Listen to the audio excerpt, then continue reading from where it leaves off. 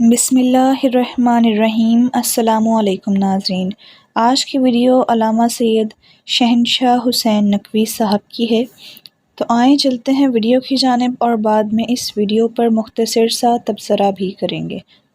سورہ مبارکہ ابراہیم آیت نمبر 5، اللہ ارشاد فرما رہا ہے لقد ارسلنا موسیٰ بآیاتنا، بے تحقیق ہم نے موسیٰ کو بھیجا ہے۔ جی میں تو جو میری روزمرہ کے محاورے کی زبان ہوگی نا اس میں ترجمہ کروں گا، وہ ترجمے کی جو فنی ٹیکنیکی جو تقاضے ہیں، میں اس وقت یہ مدرسے میں تو مجلس ہو نہیں رہی، یہ ایک عمومی کلاس ہے اور امام حسین کی عالمی اوپن یونیورسٹی کی ایک کلاس لگی ہوئی ہے، تو یہ ذہن میں رہے کہ لقد ارسلنا موسیٰ، ہم نے بے تحقیق موسیٰ کو بھیجا ہے۔ یہ اللہ نے حضرت موسیٰ کے نام کے ساتھ جوڑ کر یہ بات بتا دی کہ جو بھی نبی ہوتا ہے وہ ہمارا بھیجا ہوا ہوتا ہے، اور جو بھیجا ہوا ہوتا ہے نا، توجہ ہے نا حضرات کی، بھیجا ہوا ہونا اور ہے، نکالا جانا اور ہے۔ جسے بھیجا جاتا ہے وہ اور ہے، جسے نکالا جاتا ہے اور ہے۔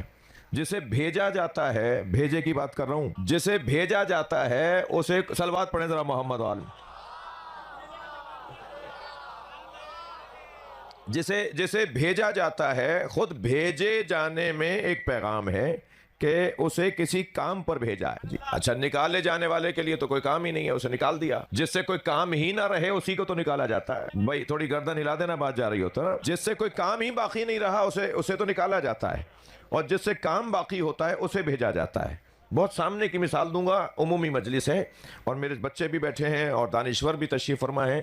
آپ کی خاتون خانہ جب آپ کو مثلا ٹماٹر، سبزی، کوئی سامان لینے کے لیے بھیجتی ہیں تو یہ بھیجنے میں کام پوشیدہ ہے، اور اگر باہر جا کر کوئی بھول جائے کہ مجھے بھیجا گیا ہے۔ اب اگر ہمیں یہ یاد رہے کہ ہمارے دادا آدم کو اللہ نے بھیجا ہے، ہم یہاں کے نہیں ہیں، زمین ہمارا وطن نہیں ہے، ہم یہاں بھیجے گئے ہیں، تو بھیجے جانے میں تو پیغام یہ ہے کہ کوئی کام لے کر گئے ہو، اور اگر کام جانے کے بعد بھول جاؤ کہ تمہارا کوئی کام ہے۔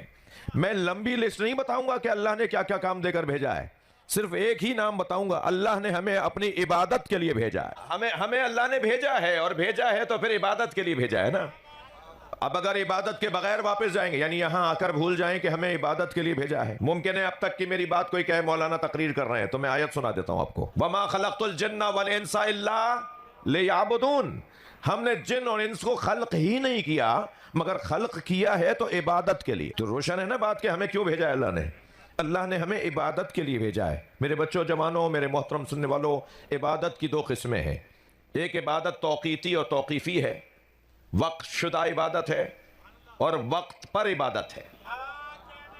ایک توقیتی عبادت ہے اور ایک توقیتی عبادت یعنی توقیفی عبادت ہے، وقت شدہ ہے۔ فجر کی 2 رکعت نماز سورج نکلنے کے بعد ہے، سورج نکلنے سے پہلے ہے، سورج نکلنے کے بعد نہیں ہے، اس کا وقت ہے، اس کا وقت ہے، یہ توقیتی ہے، یعنی طلوع فجر سے لے کر طلوع آفتاب سے پہلے تک نماز فجر پڑھی جا سکتی ہے، یہ اس کا ایک وقت معین ہے۔ نماز ظہر کا وقت معین ہے، نماز فجر شریعت میں واجب ہے نا، ابھی پڑھیں، اس لیے کہ اس کا وقت معین ہے۔ عبادت کا جب وقت معین ہو تو اس عبادت کو توقیتی کہا جاتا ہے، وہ عبادت توقیتی عبادت ہے، وقت والی عبادت ہے، اور توقیفی بھی ہے۔ اتنی مشکل سے فجر کے لیے اٹھ گئے تو 4 رکعت پڑھ لیں، توقیفی ہے، وقت شدہ ہے، 2 رکعت ہی ہے۔ میں 3 رکعت، 4 رکعت، 6 رکعت نہیں پڑھ سکتا، یہ توقیفی ہے۔ ہم عبادت میں ایک لفظ زیادہ نہیں کر سکتے اور 1 منٹ بعد بھی نہیں پڑھ سکتے، تو وہ 1 منٹ بعد نہ پڑھنے کا جو حکم ہے، خبردار اب وقت گزر گیا، اب اگر ہے تو کوئی اور حکم لگے گا، تو وہ ہے توقیتی، وہ ہے توقیفی۔ یہ ہے عبادات جو توقیتی اور توقیفی ہوتی ہیں۔ تھک تو نہیں رہے میری باتوں سے؟ اور کچھ عبادات ایسی ہیں جو توقیتی اور توقیفی نہیں ہیں، قربتاً الی اللہ بول دو، وہی عبادت ہے، یعنی نیت اپنی اچھی کر لو تو پانی پینا بھی ثواب۔ بھائی روزانہ ہم اگر 10 دفعہ گلاس بھر کے پانی پی رہے ہیں تو ہر دفعہ کے پینے پر اگر میں نے کہہ دیا نا کہ قربتاً الی اللہ پی رہا ہوں، تو یہ پانی پینا بھی مستحب، یہ ایک لقمہ توڑ کر کھانا بھی مستحب۔ وہ کتنا ضرر میں ہے جو عبادت نہ بنائے اپنے اعمال کو۔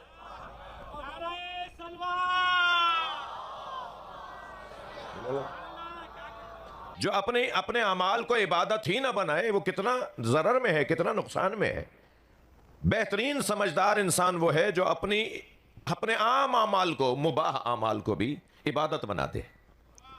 اچھا عبادت کیسے ہوگی؟ میں بات لے کر چلا ہوں اور یہ سوچ کر کہ بھیجے گئے ہیں تو کسی کام کے لیے بھیجے گئے ہیں، اور حضرت موسیٰ کے بھیجے جانے سے ہم اپنے بھیجے جانے کو یاد کر رہے ہیں۔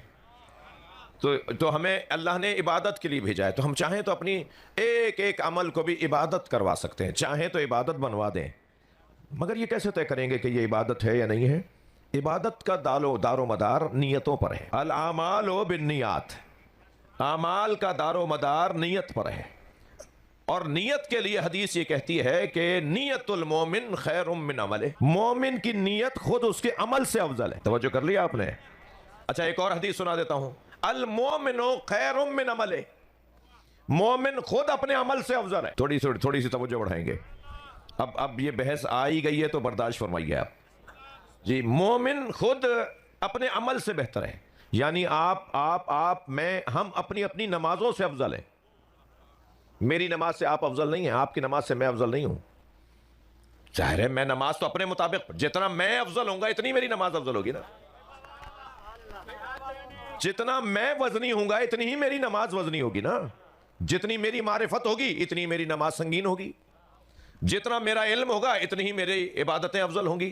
تو اب ان مومن کو اللہ نے افضل قرار دیا خود اسی کے عمل سے، مگر آپ کی نماز سے میں افضل نہیں ہوں، میری نماز سے آپ افضل نہیں ہیں۔ جب ہم سب کی عبادتیں ہم سب کے مطابق ہیں تو یہ کیسی گفتگو ہے کہ نماز افضل ہے حسین؟ ماشاءاللہ بہت خوب۔ آج کی اس ویڈیو میں علامہ سید شہنشاہ حسین نقوی صاحب نے انتہائی معتبر انداز میں گفتگو کی ہے اور بہت سی ایسی باتوں کا تذکرہ کیا ہے کہ جو انتہائی اہم تھیں۔ ہر ایک مومن کو ان باتوں کا علم ہونا بہت ضروری ہے، اور ویڈیو کے اینڈ پہ علامہ صاحب نے ایک بات کیا ہی درست فرمائی ہے کہ الاعمال بالنیات، عملوں کا سارا دار و مدار نیتوں پر ہے۔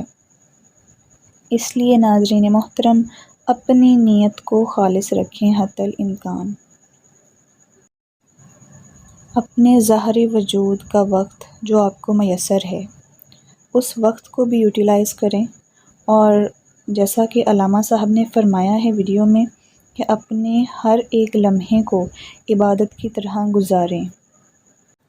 امید ہے ناظرین محترم کہ آج کا بیان آپ کو پسند آیا ہے۔